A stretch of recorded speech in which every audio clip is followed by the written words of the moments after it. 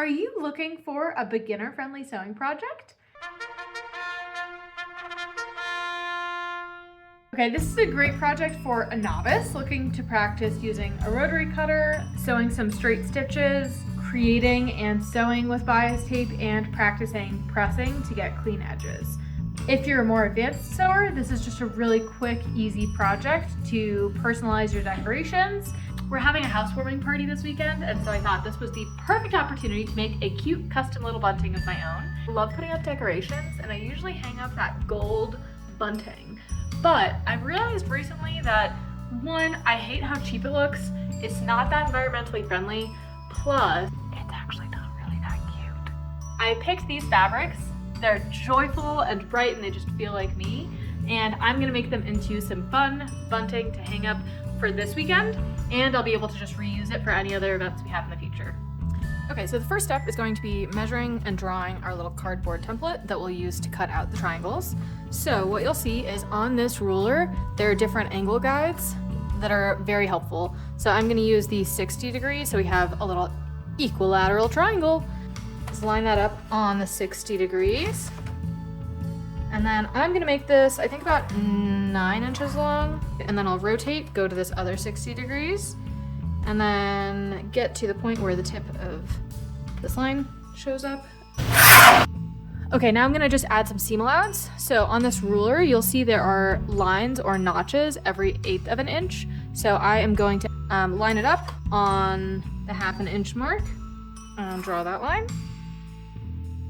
So now we know we're gonna cut all the fabric on this outside line, and then we'll sew it on here, and that means we'll end up with triangles that are the size of this inside line.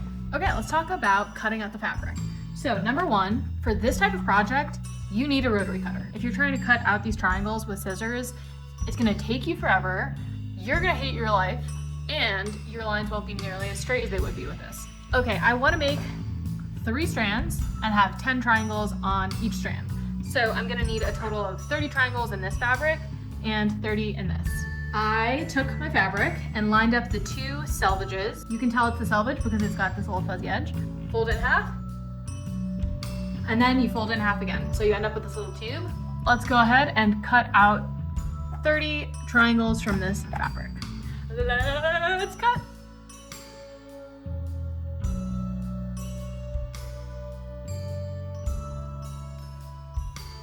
And now we have all our triangles. Okay, so let's talk through construction a little bit. So each triangle is gonna have 2 pieces of fabric. We're gonna put them right sides together, and then we're going to sew along these lines. We're gonna trim off the bottom so that when we flip it, there isn't too much bulk in the corner and it lies flat. And then we're gonna press it so that we get beautiful, crisp little edges. To actually hang up the ribbon, we're gonna use something called bias tape, which I'll show you how to do. I'm gonna make a stack of triangles for myself to sew, just so it's easier when I get to the machine. No way in hell am I gonna be pinning all these triangles, which probably means I'll end up with a couple wonky seams, but like, that's what gives it character. We are at the machine and are ready to sew. I'm going to just sew one. Instead of stopping when I get to the end, I'm just gonna grab the next one off the pile and keep going, so I've got a long chain of them, just to save a little bit of time. I just finished sewing them all together, and I had a really long strand that were joined like this, so all I did was snip those apart, and now I need to go and add that second seam right here. And now I'm gonna just go and trim off this corner right here.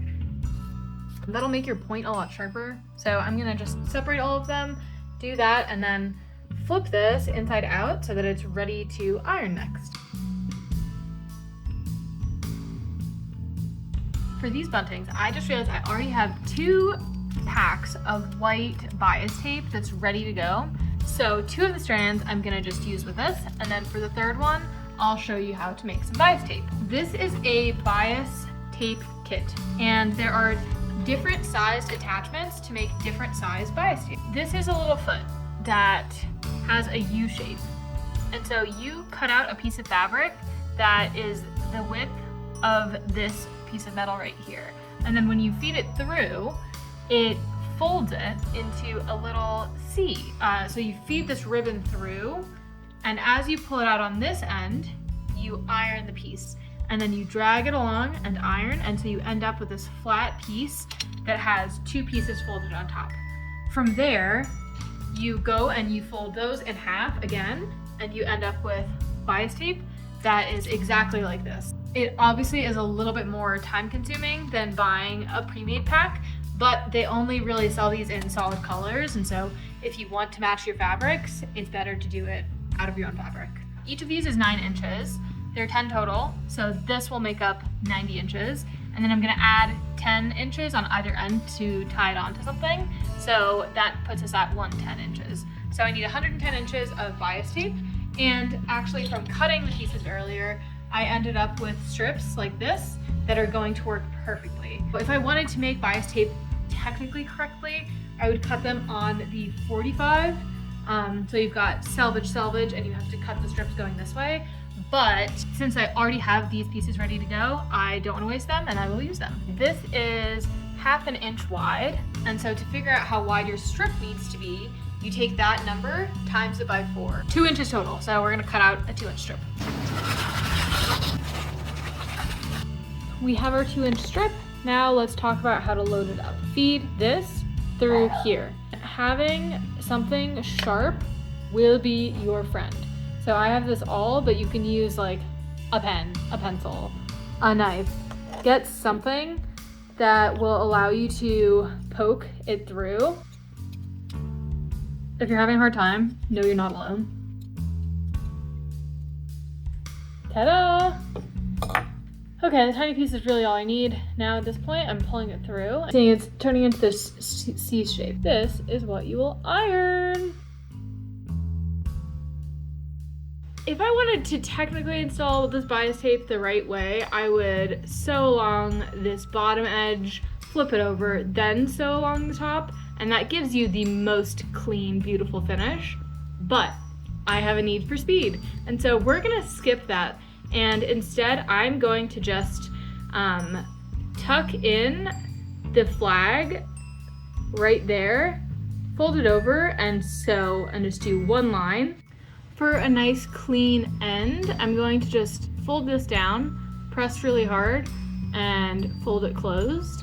And then I'm gonna just do an L shape of sewing along here and then down to keep this all contained and have a nice clean end.